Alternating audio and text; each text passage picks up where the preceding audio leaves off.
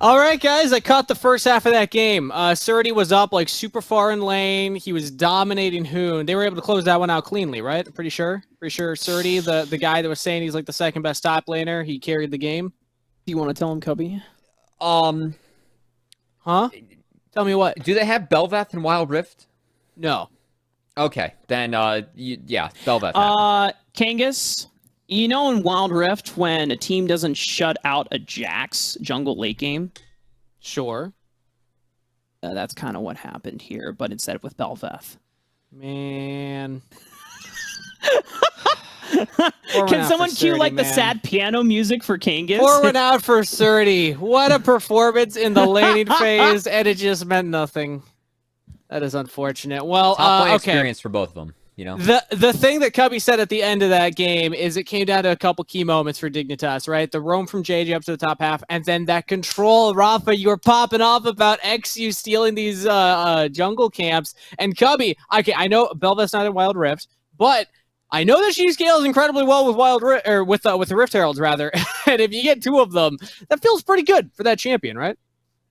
2 Rift Heralds, 1 Baron. That's all the empowered true forms you can get in the game. It's 3-minute power play. It's pretty filthy. So yeah, really good stuff.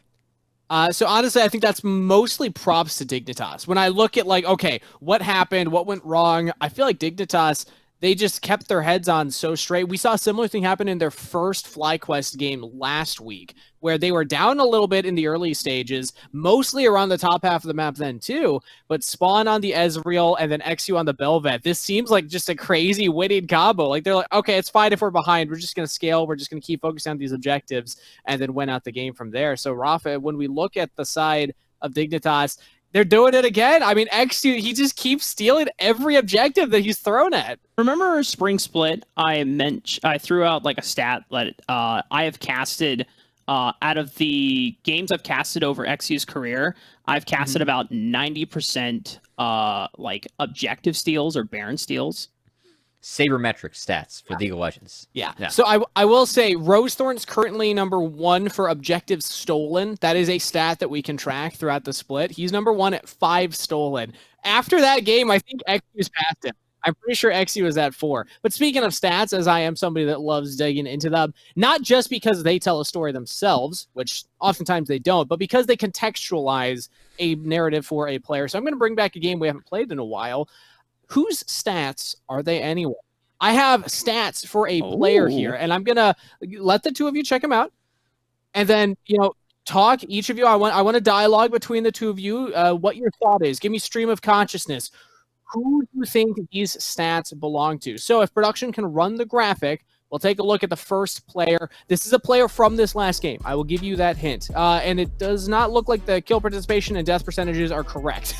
So we'll just run over the other 3 for right now. And I can try and fill. Oh, okay. It looks like the decimal's just over. It's 70%. Yeah. 70% KP. We got it. We got it. Yeah. And only 13.9% death percentage. Win rate, positive win rate on 3 of them.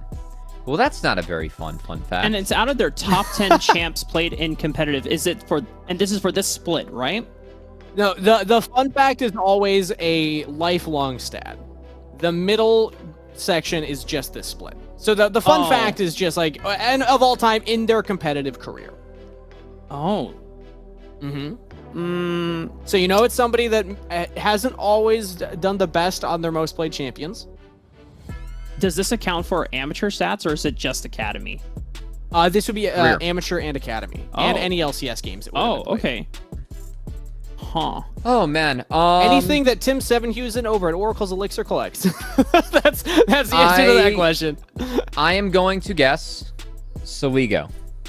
You're gonna guess Saligo as the our DPM player fits stats. a carry player. Yeah. The KDA is kind of high. I changed Insanity. I'm gonna go Insanity. It's Insanity.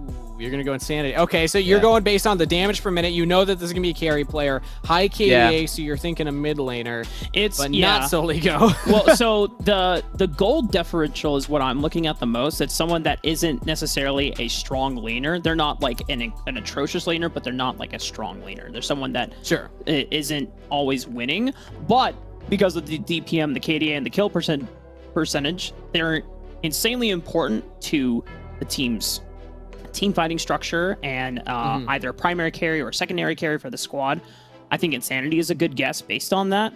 I don't think it's Spawn or Kaori.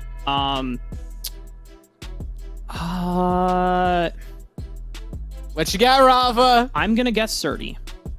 You're gonna guess Surdy. Okay, I think Surdy's down in gold, but still doing damage, still participating in almost 3/4 of all kills. Let's take a look. Who does this stat sheet belong to? What? It is, in fact, Spawn on okay. Dignitas. Interesting things to note here. Very high kill participation. So he's where a lot of the action happens for Dignitas. We've seen that reflected in his last few performances alone. Playing a lot of Senna too, which helps. Very low death percentage. I mean, this guy never dies. Okay, it's insane. If he's playing a lot of Senna, then that inflates the gold differential at 10 stats. Exactly. Because, okay, that makes a lot more sense. I wanted to throw a wild card your way because I thought Cubby might get that one because he's been talking about Senna affecting stats for so long. But he has often played more to like these slower scaling champions. Even like the Ezreal that he just played today, he was 504 on it today. He was 806 on it against last week.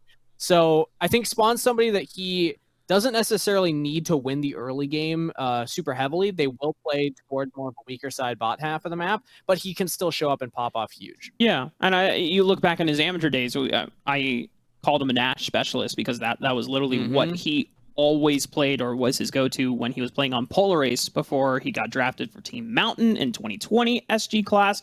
And then for Dignitas, he was still playing weak side a majority of the time. It wasn't until this year or even the tail end of Proving Ground Summer where Spawn was stepping up and being a dominant carry. And fun fact, the 3 champions that he has a positive win rate on: Ezreal, Tristana, and Lucian. Interesting choices right there all time. Now, obviously, some of those were played more on different metas, but that's Spawn in a nutshell right there, according to the stats. Now, let's take a look at number 2. So, the second stat sheet for whose stats are they anyway? Again, just move the decimal point over a couple points. So 66% kill participation, 17% death percentage, Kaori, and then damage per minute, KDA, gold diff at 10. So, Rafa already thinks he has it. Why do you think Kaori? Defend your logic. DPM, goal differential, and champs Q win rate. Is it bad if I think Rafa's right and I agree, or do I have to pick something else? I mean, that's fine. Sure let's at least hypothesize some other players that this could belong to. But if at the end of this you want to go for the same player, that is completely fine. In this game, legitimately no other player besides Kaori can put up these stats. Okay. He's right. Wait, how come? Why do you think that's the case? It's a 780 DPM. That's got to be a marksman or a mid laner. And Soligo's playing like Cassandra, which is not a 780 DPM champ. Yeah, it's Kaori.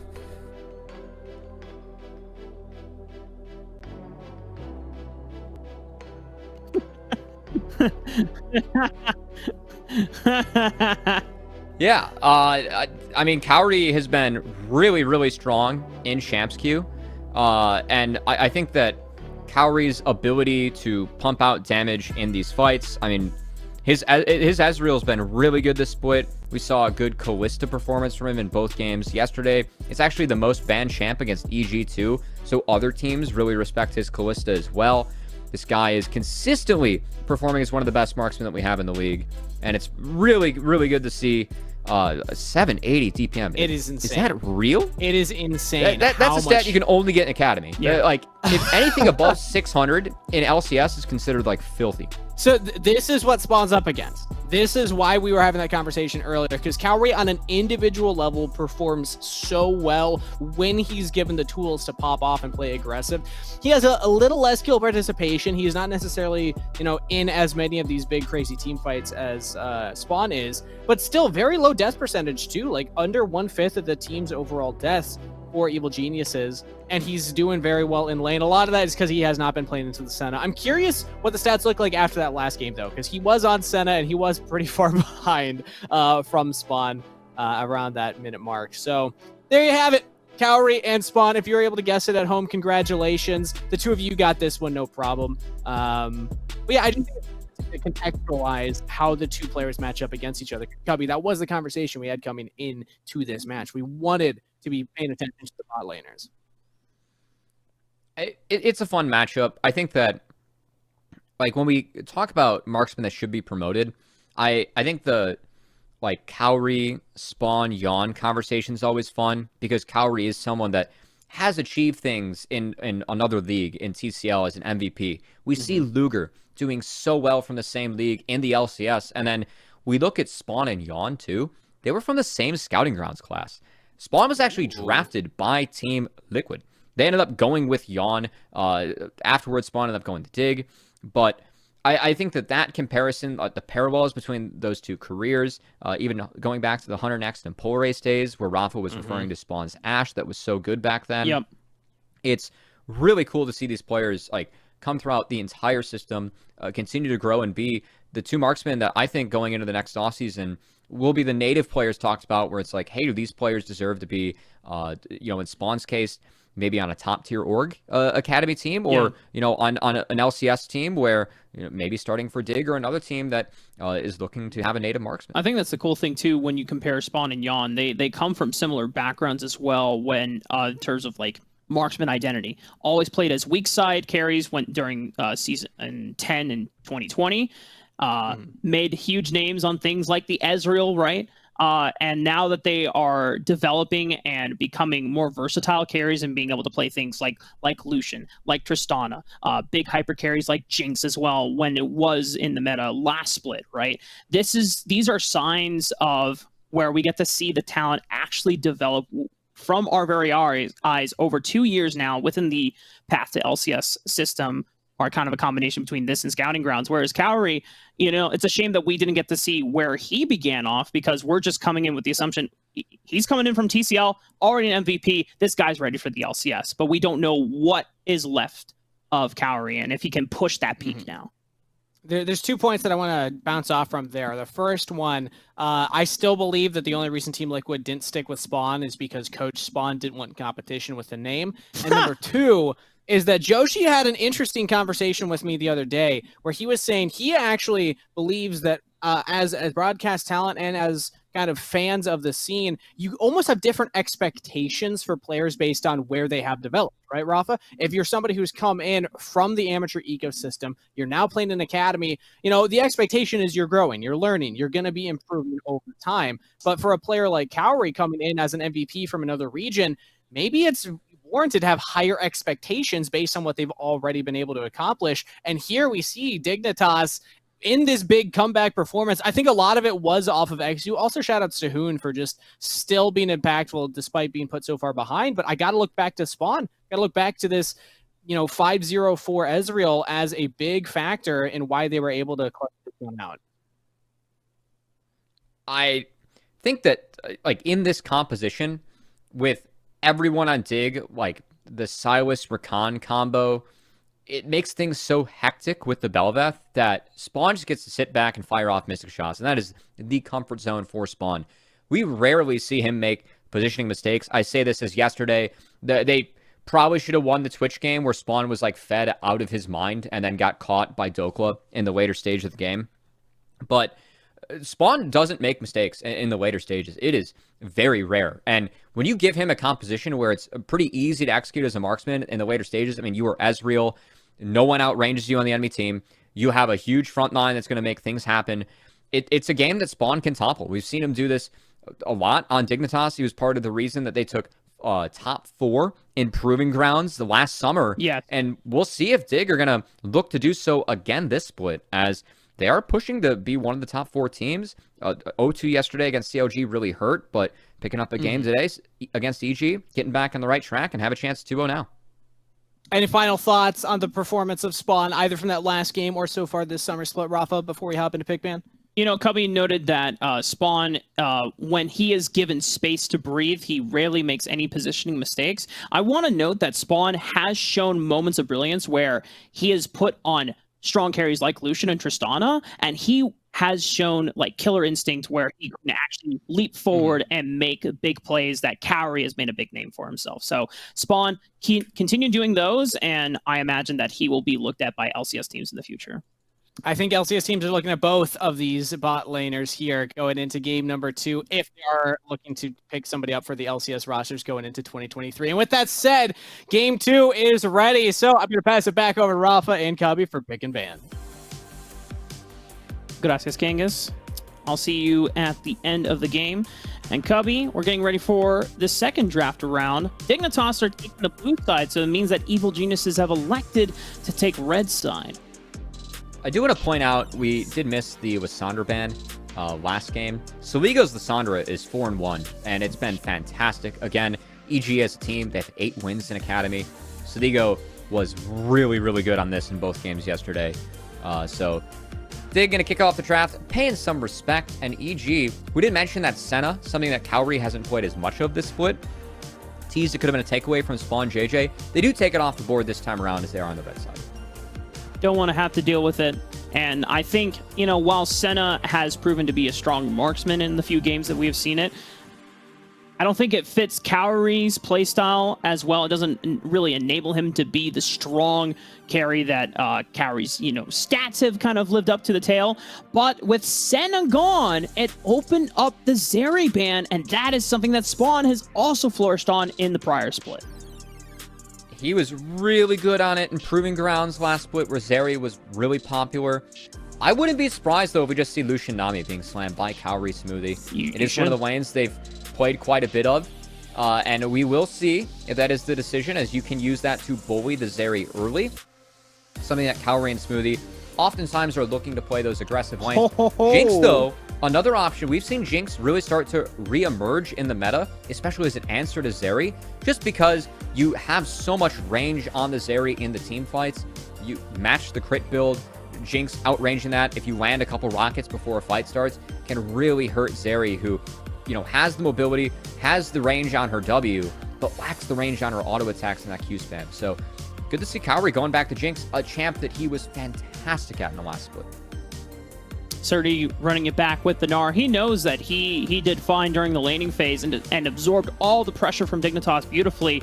Just wasn't enough for Evil Geniuses to rally behind when it came to the team fights later on. But Evil Geniuses, they can rebuild with this core now. They're still probably looking for either a support or a jungler going into their third pick. Whereas Dignitas, they can round out their bot lane right now, or they can look for a priority jungler for XU. And I actually really like EG holding on to their support pick, because if you get counter, empower Jinx and also counter pick the support, I think this can really help you win the bot lane. Also, Gnar, it is worth noting that is Hoon's most played champ historically, so this is a bit of a deny from him as well, as it will be Lulu and Viego for the side of Dignitas. So Axu returning to some comfort that you've seen from him in the past, Rafa, on that Viego. We'll see if Telmio wants to answer. Volibear does have access to his bear or the Trundle if he wants it right now. Yeah, I think either of those two champions would always make it difficult for XU on the Viego to fight in river or skirmishes 1v1.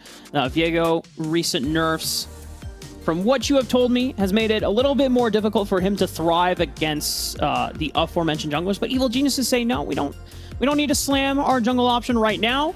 We're going to get Smoothie his Nautilus, and now this sets up strong engage, reliable engage for the side of EG. This is the first Nautilus we've seen from Smoothie this split.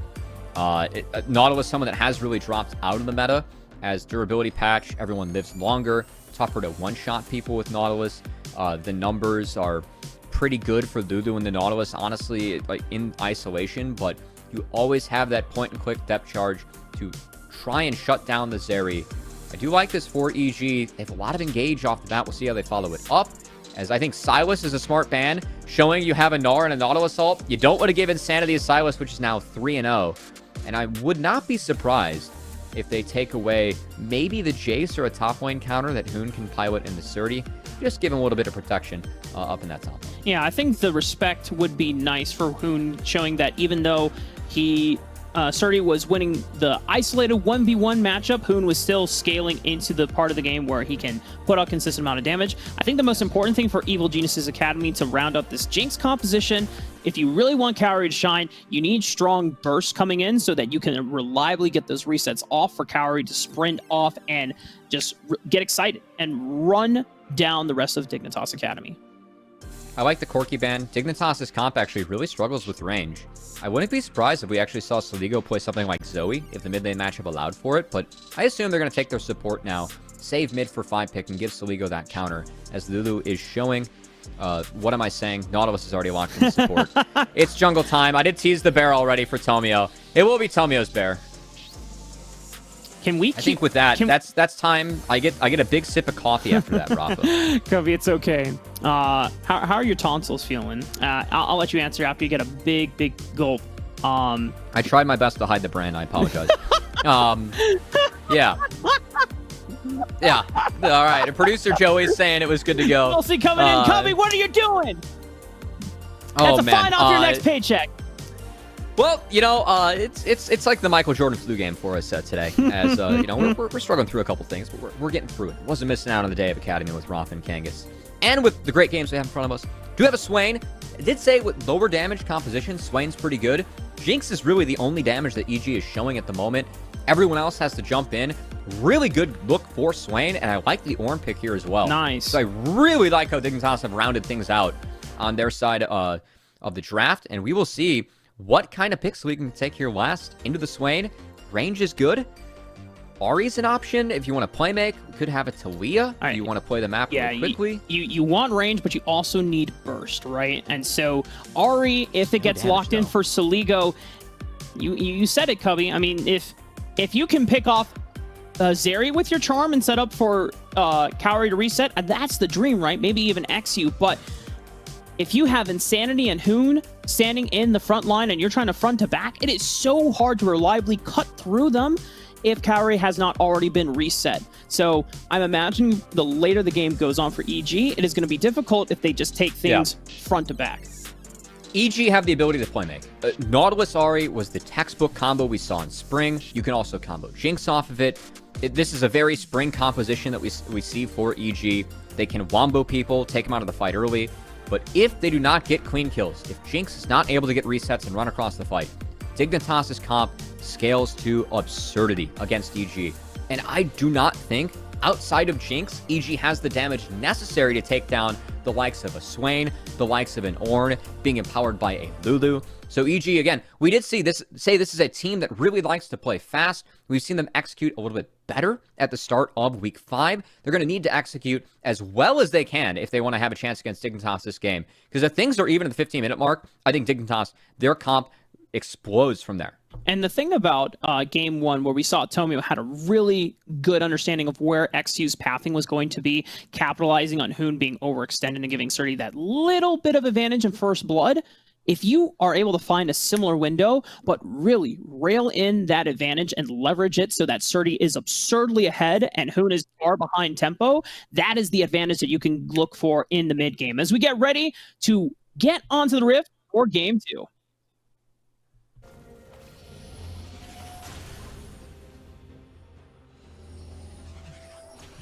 Dig fighting on 3. 1, 2, 3. Dignitas! Evil geniuses! 1, 2, 3. EG! EG! Yeah. We said we were going to have remote fan chants, you know. We couldn't turn that around in one game, but, you know, we're going to do the best we can. Hey, dude, look, Hoon's got it. Yeah! That's a nice welcome to NA from Surdy. A little dance-off. Hell yeah. You know what, Ornn dance is far superior, They though. had their 1v1 in the prior undefeated game, and now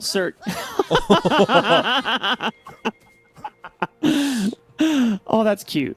Hoon even mashed potatoes undefeated. got the Gnar emote up there for him too. Oh. It's like, how could you, I think Surdy? Surdy has to miss the next ring on purpose just to send a good message. Yeah. All right, moving to this game. Soligo, important note, actually has Ignite, not the teleport. Oh. So it was Dignitas running triple TP last game. Will be 2 for them. But that Ignite means that for EG, I'm expecting Tommy to play a little bit more around mid. When you are down a TP mid, it's important that your jungler is able to help you reset the lane cleanly, or else you will fall behind. So expecting Tommy to help out Soligo. We'll see how Voldabear does play. Voldabear, very strong in the early stages. He's able to make it happen. Is he blocking the word? Smoothie, cheeky stuff. You know, it's not obviously game-changing, but, you know, small dub for Smoothie as he wins out on maintaining the Vision War in the alcove. we take those. It's one dub at a time. As at the moment, it does look like Tomio's setting up for that full clear, at least on the top side. Again, Volibear has so many options of things to do in the early game. And you love those This champion, too. level 3, level 4, is filthy strong. And Tomio, always been a Volibear specialist, enjoyer.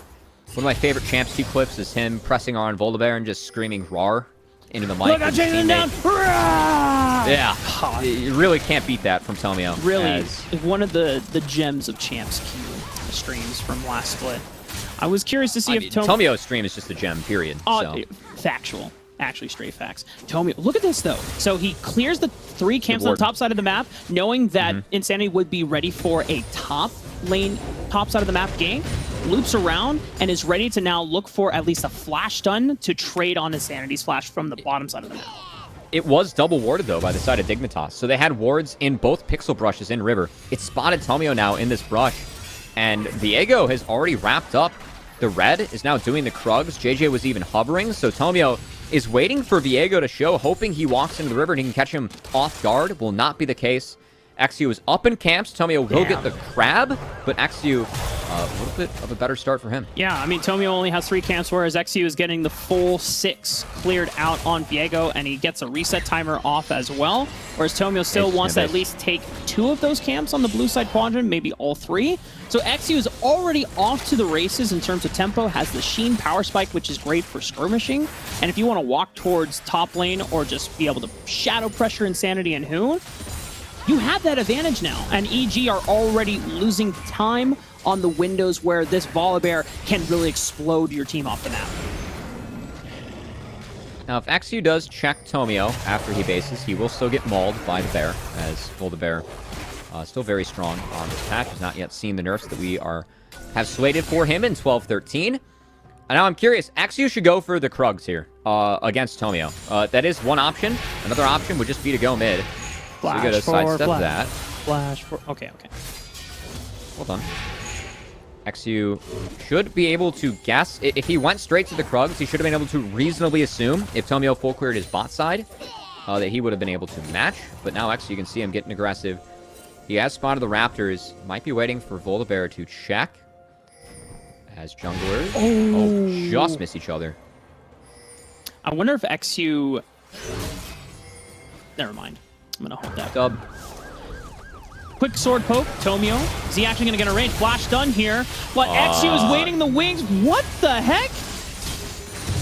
Well played, Insanity. Okay. Yeah, Kobe, I'm not going to lie. I feel like... forced. Evil Geniuses knew... It had to know XU was around, right? I'm not crazy. Oh, no. They knew XU was around. Tomio did get stabbed. Insanity, landing the root was very good, but they could have waited. Smoothie was resetting and walking mid. They didn't have to force the flash on that play.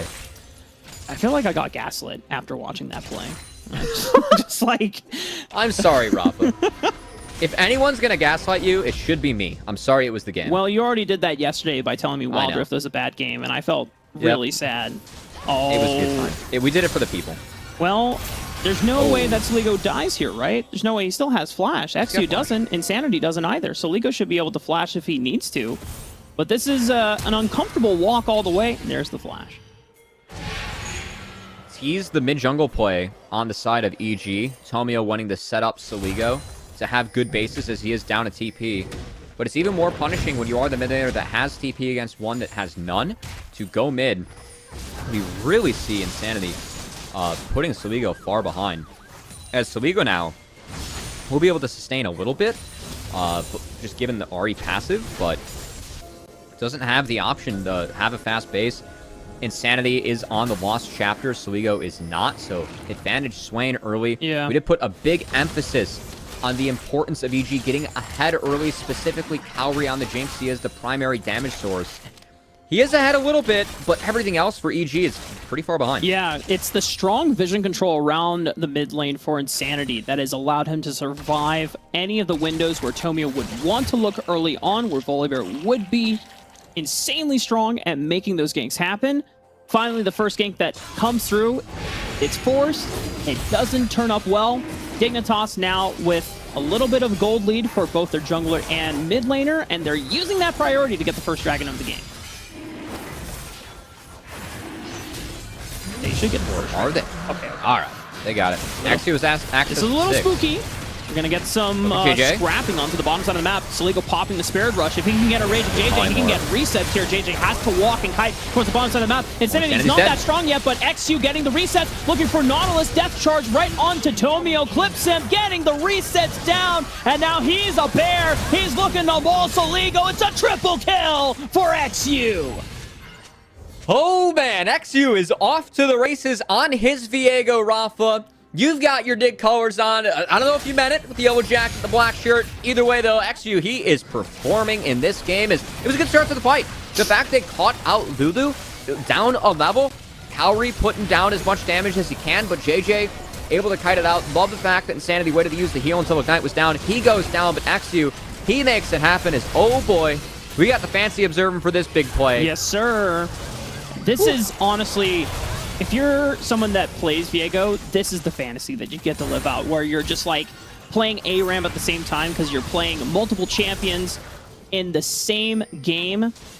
Oh, it is such a blast. And XU already 3-0-1.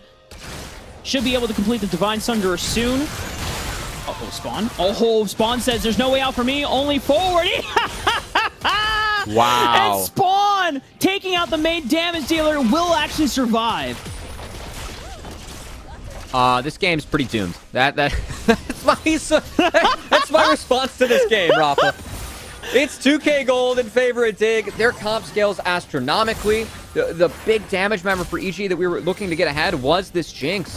Kaori now no sums, is behind. Spawn very far ahead. EG are going to look for anything with this trio. They do have the opportunity to still make plays at this point of the game with their mid, jungle, and support, but Dig are already ahead. I don't think that EG has one-shot potential given how far behind they are in the inventories. And Digger's going to be able to run away with everything from here. Yeah, we talked about if you want to get Kaori rolling in these fights, you need your burst. Saligo, not that far ahead, so he's not going to be able to rely on burst come mid-game. It's still early enough where if Dignitas become reckless, you know, we'll say that, and they don't respect EG on the way they approach them in fights, there's still potential in the next few minutes, but once those first two items come into play, and Dignitas, as long as they just get through that without giving any advantages back over to Evil Geniuses, then yeah, this is their game. I mean, EG, any comeback mechanics from them, it's got to be getting picks with Nautilus Ahri. Yep. Everfrost Spike could be big, but I mean, honestly, this game on the Ahri, I would prefer the Andres. You're going up against three health stackers. We are seeing more of the Andres after the Everfrost changes. I think that on the side of EG, I mean, who do you look to kill? Like, if you don't have the damage, I mean, Viego already has Mythic, like 10-15 into the game. Jeez, you can't kill him.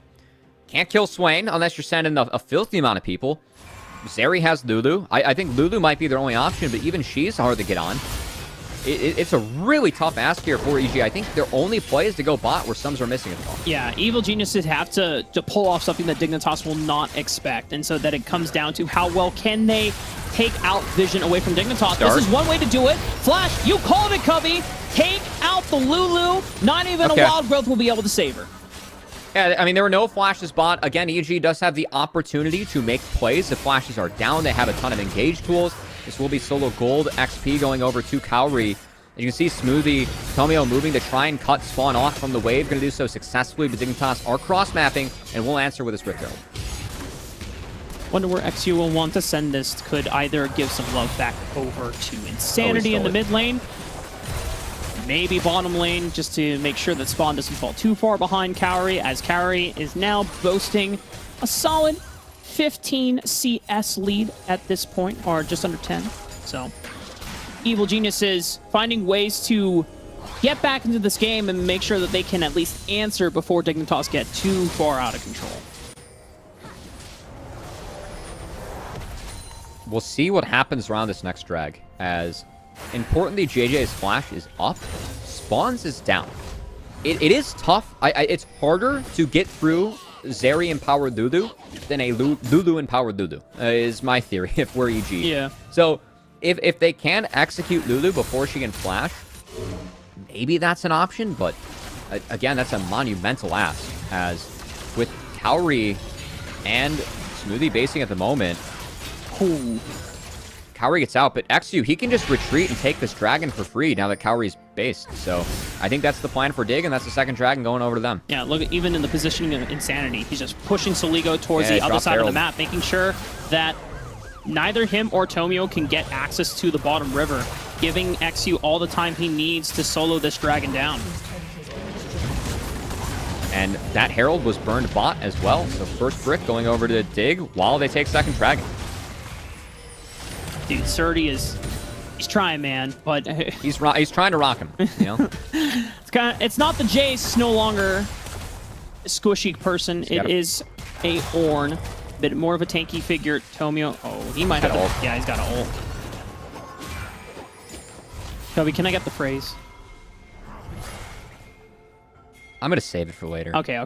You know what? It doesn't warrant. It doesn't warrant the Cubby phrase. Okay. Yeah, not quite. You know, it could have been earlier when we saw the pop-off, but we didn't call it in time, so... well, I had to acknowledge the pop-off. It was a triple kill. True. Spawn. He's going to force 30 out. Bot turret is down. Spawn wants all the gold. He's now rotated top. We did tease the Zeri. Was pretty good, especially in Proving Grounds. It is 2-0 so far this split, looking to make it 3-0. Being paired up usually with the Yuumi, but Yuumi was banned away from JJ, so swapping over to the Lulu. I will say, Spawn JJ, one of the 3 bot lanes that we had that were the same going into this year, and it really feels like this bot lane is improved. You were talking about how Insanity brings a little bit more leadership, as... Gotta pause. Okay, fight's done. You were talking about Insanity brings more leadership. It has brought some of the shot calling responsibilities from all being pretty much JJ XU to more so a team effort between Insanity, XU, and JJ. And I really feel like that's actually helped a bit with just Spawn and JJ's laning play in general. One of the better bot lanes we have. And I think it also helps JJ feel alleviated in determining, okay, should I be making plays on the top side of the map, or can I be micromanaging Spawn as well? Smoothie going for an optimistic play on JJ. He gets the flash out, and Spawn might be running Kaori back. Gets his flash. Oh! Dios mío! Spawn sending Kaori back to the fountain with a huge crit. Yeah, that's a magic damage crit coming out from Zeri. We love those. Spawn gonna find one. And honestly, Smoothie has to look for those, because again, you have to get summoner spells out so you can actually connect the next time you land a dredge line. But Spawn retaliates. And this was my concern with Dig getting ahead in this comp. It is not enough damage that EG has to take down the members. And the one big damage member they have is behind in Kaori. All right, Cubby. I thought I caught up on everything in terms of meta, but since when could Zeri's W crit? Yeah, it's pretty... Yeah. Is that new? Yeah. Okay. Yeah. Okay. That's... Yeah. I don't love talking about it. I'm going to be real. It's not my favorite thing in the world. Oh, snap. Well. Man, I'm gone for... It's a hot subject for me. I cast Wild Rift for 1 month, and I miss out on completely everything, apparently. Glad we're hitting our Wild Rift quota. This game's slowly getting out of control in favor of Dig. 2k gold lead, 2 dragons up. Mountain Soul, strongest one of the game. On the table for Dig is XU. No flashes. Kaori's no sums. Here comes Kaori, Zeri. this is going to be difficult, and Smoothie has already recognized that his bot laner is all dead to rights, and he's got a turret in range, but this is the longest mile he's ever had to walk, and it's still not going to be enough distance traveled. XU sends him back. Nautilus goes back down under as Dig, again yesterday, what was honestly a very fun series against COG. If you missed that one from yesterday, I think it was one of the better best of 2s we had. Recommend you go check that out. Really feel like it should have been a 1-1 for Dig. That game too. Spawn was legendary on Twitch with the Yuumi. Just got caught by Dokla, who legitimately 1v9 the second game as he turned E-subbing to E-smurfing. As unfortunately Jenkins will be in the games today, but wasn't able to play yesterday due to unfortunate circumstances. Don't text and drive, guys. True. Yeah.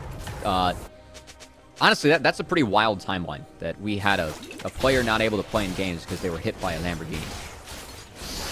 Wasn't it? You could put that on a bingo card. Would have never guessed it. Yeah. for this. You know what? Maybe for Kangus's next like halftime show when he does like the player, what is it? I think it's Academy Squares. Yeah. I'll have to look forward to that one. Insanity currently in a scattered 1v2. Already finds Smoothie. Flashing forward onto Kaori. Can he get enough damage onto the AD carry before he goes down? Yep. Oh, this is absolutely insane, Covey. Swain damage, kind of nuts. That's tough. Getting 1v2'd by the mid laner. There it is. Not great here for the I EGA. feel like the class from the Simpsons memes. Like, say the line, Covey. He said it. Oh, man. Well, Covey, I mean, in terms of gold lead, it's only 4,000 for Dignitas. The 10-3 kill score looks intimidating for Evil Geniuses, but, you know, it boils down to what we outlined before about composition difference here. Rafa, this game's over. The only way that EG gets back in this game is if they find picks. Smoothie doesn't have a teammate with in sight. Yeah, this was optimistic as TP came in late. Kaori gets melted. They did get a shutdown, but we'll see what happens with this whole point as they've got somewhat of a pinch, but Tomio's already getting melted, and he's the main front line for this team. So how optimistic are they looking here? They need to set up for Kaori, but Swain is massive, Covey, and you already see that XU is just picking off stragglers. They can't cut through Insanity. They can't cut through Dignitas. They're the ones roaming and reigning with absolute supremacy on the Rift. And for Dignitas, this win would push them to 14-10 in our standings. I think this is a really big, like, showing from Dignitas. I mean, what do I have to talk about in this replay? Insanity pressed R, fell asleep at his keyboard and won. That's about what happened in this game. But I think that for Dig, I mean, in Academy, we started the day off saying that some of the top teams did get upset by the bottom 3 teams we have in our standings, including EGA. Dignitas, being a team that is pushing higher than that top 6 they were able to take in the regular season last split. It was a 6th place finish. I believe Proving Grounds, they were 7-8 or 9-10, around there. Middle of the pack finish. Them dominating teams that are lower in the standings, I think is a really good sign from this Academy team. And keep in mind, Hoon has only played like 2 games. It was 2 practice games before that. So he has 4 games with this team under his belt. Hoon's kind of been chilling this game. It's been mostly actually Insanity doing the work with Spawn. But still, it is a good sign for this roster moving forward. If you can clean up teams in a decisive manner like this, that's important when you move into Proving Grounds, when you're going to be facing a lot of those amateur teams that are going to throw a lot of cheese, a lot of curveballs at you. And I think for Dignitas' overall arc and growth from Spring Split, that was a team that we all memed about. Dignitas probably going to be a 10th place team. Right at the beginning of Spring Split, when they had the entirely green roster aside from JJ, and they turned out contesting for top 5 for a majority of the split. And it wasn't until the very end of the regular season where they fell to 7th. Immortals being able to clutch out the 6th spot. I don't remember off the top of my head who was 5th. Maybe it was 100 Thieves, if I'm not mistaken. But Dignitas has shown time and time again that they can compete with some of the best teams in Academy. The consistency is not always there, but this is the growth that they have to build upon. And if you're able to dominantly clean out teams like Evil Geniuses, well, this is how you continue building upon that foundation. One rock at a time. Unfortunately, Serdi can't put together anything with his rocks. Yeah, he's trying, really grasping at straws here, Rafa. It's one of those times, man. Hey, you know what? We're vibing on the Rift. We're vibing with chat. We should pull in Kangas here at this point. We should try cast this. Yeah, dude. I mean, like, hey, because then if EG somehow pulled out a miracle and then we had Kangas' voice in the mix, that'd be hype as hell, dude. I'm just saying. The last time that I was pulled off a desk to talk over something, it was during the Challengers Uprising Season 2 Grand Finals. Oh, yeah. Where Barage's internet went out, and their team tried to make it to the enemy fountain, which they called a touchdown, as they lost Game 5 to No Org. Yeah. No. And what was one of the funniest but most tragic moments that happened in Amateur. And then, I do not want to go through that again. Oh, yeah. And then the day after having to play right into the Tier 1. On a new patch. Well, here we go again. Dignitas saying, EG, nice engage attempt. It's going to be good. Dirty. Okay, 4-man Gnar ulti. Kaori looking for the reset, but Insanity's about to come over the wall. Oh my god. Well, any dreams and hopes that Evil Geniuses Academy might have had in turning around that game, because the big Birdman is here. Wow, that is, I do not, that Swain's scary, man. I don't know what to talk about with the Swain. It feels like Insanity. Like, again, Swain in this meta, where a lot of marksmen, like we're seeing Senna, Callista, these are champions that can do damage over time, but overall are lower damage champions. You more take them for the utility or the power in the early stages of the game. Swain is so good into some of these champs. I know that it's not the case this time, but seeing Swain reemerge in the meta after the rework, it's really added this unique player where if you take comps with 0 damage, you're always really have to worry about facing a Swain and facing this, because Insanity just walks into the end of the fight, no cooldowns are up, and walks around and murders everyone. Yeah, you even saw in this moment where Dignitas disrespecting Surdy's Gnar a little bit once again, or Surdy just finding the optimistic play, and then this is Alfred Hitchcock Insanity. That's where we're going with this Birdman. That thing is scary. As stopwatch is in for Dig, this should be honestly the death push given the lead they have at the moment. 8k gold lead. Mountain still on the table. 10 seconds. EG aren't even gonna be able to snip it. As oh wow, man, that's some some damage. I don't like to talk about it. It's not great. W crit now. With magic damage as a marksman. All right. This could be a solo kill. Well, you know, we just cast the games. You know, we're given with what happens now on the Rift, and you know, we just roll with the punches. We roll with the evolution of the meta. And Dignitas are doing a great job of evolving as the game goes on and as their academy trajectory, both in Spring Split and Summer Split. Full rosters are in for Dig. First 2-0 with Hoon in the lineup. Will only get better with more time, as again, Hoon stepping in, has got 2 games of practice in before the 2 games yesterday. Coach Deo speaking very highly of Hoon's ability to have a good attitude. Played jet lagged immediately when he got to the compound. Oh, yeah. Loves the game, trying his best. He said he laughs a lot. Dignitas, they always have a good team culture going on. Oh, yeah. 759 on Saligo. That's great. The vibes at the Dig compound are quite immaculate. So I imagine, you know, now having Insanity and Hoon into the roster, they would have adapted really well. Kaori. He just lost 3/4 of his HP to a Swain W and Zeri W, man. Ouch. That's tough. Yeah, that's... wow. What a time. What a time to be alive, Cubby. Range damage. You know, this is why I'm glad I'm not a bot lane main. You have to deal with this. This is... Alk, if you're watching but chat, Rafa, I feel on sorry. the flip side, What's what up? if you get to play Zeri? What if you're spawned? Isn't that fun? It's a lot of damage from a lot of range. Yeah. Another one. I thought it was about to clip Sligo there. Well, Dignitas making their final siege here. Surdy has loaded up the Mega Form, has Flash available. If there's one last miracle play in the tank, it's gotta be now. Dignitas using this Baron buff and sieging up onto the base of Evil Geniuses, and it looks like there is no window to be had. XU launching forward. That's the first kill. That's the first reset. Tomio forced to use the Stormbreaker, but is going to get knocked up to heaven as they will clip him down. Dignitas running through the base, running down Evil Geniuses, and they are just moments away from being able to take the series in a 2-0 fashion. I'm just glad that you think Bears go to heaven. That's good, Rafa, as Tomio. Oh! 845 on Kaori. Oh, boy. 845 off the crit, baby. Welcome to the News Dairy meta, at least for me, because I know you guys have already been watching this unfold. Dignitas in dominant fashion clean up game 1, and they answer in game 2, sweeping Evil Geniuses. Good showing across the board from Dig.